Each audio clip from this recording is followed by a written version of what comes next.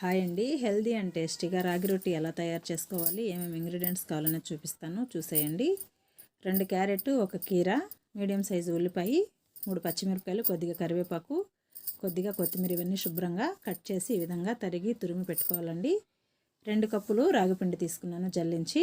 ఇందులో రుచికి సరిపడినంత ఉప్పు వేసుకొని మనము తురుము పెట్టుకున్న క్యారెట్ తురుము, అలాగే కీర తురుము ఇవన్నీ ఒకదాని తర్వాత ఒకటి వేసుకొని ఉల్లి తరుగు, పచ్చిమిరపకాయల తరుగు, పుదీనా తరుగు, కరివేపాకు తరుగు మొత్తం వేసేసి కొద్దిగా నీళ్లు వేసుకుంటూ పిండి మనము చపాతీ పిండి కన్నా కొద్దిగా లూజ్గా కలుపుకోవాలండి.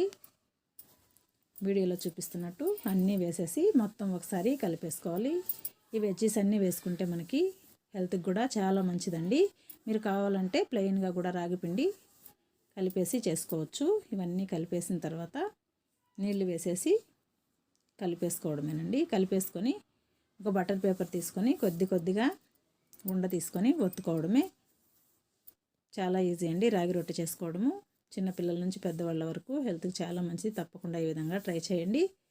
కొద్దిగా తీసుకొని ఈ విధంగా వీడియోలో చూపిస్తున్నట్టు తడి చేసుకొని ఒత్తేసుకోవడమే. చేత్తో ఒత్తేసి ఈ బటర్ పేపర్ని అలానే ఎత్తి తవా పైన వేసేసి పేపర్ తీసేస్తే ఈజీగా వచ్చేస్తుందండి. ఈ రాగి రొట్టి కాంబినేషన్తో నల్ల నువ్వులతో చేసిన చట్నీ అయితే చాలా బాగుంటుందండి. టమాటా చట్నీ కూడా బాగుంటుంది. తప్పకుండా ట్రై చేయండి.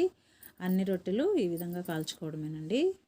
చూసారు కదా ఎంత చక్కగా వచ్చాయో. ఇలానే మీరు అక్కి రొట్టి కానీ రవ్వ రొట్టి కానీ ఈ వెజ్జీస్ వేసి చేసుకోవచ్చండి. చాలా బాగుంటుంది. రుచికి రుచి, ఆరోగ్యానికి ఆరోగ్యము. తప్పకుండా ఈ విధంగా ట్రై చేయండి. వీడియో నచ్చినట్లయితే ప్లీజ్ సబ్స్క్రైబ్ చేయండి, లైక్ చేయండి, షేర్ చేయండి, కామెంట్ చేయండి. Thank you for watching.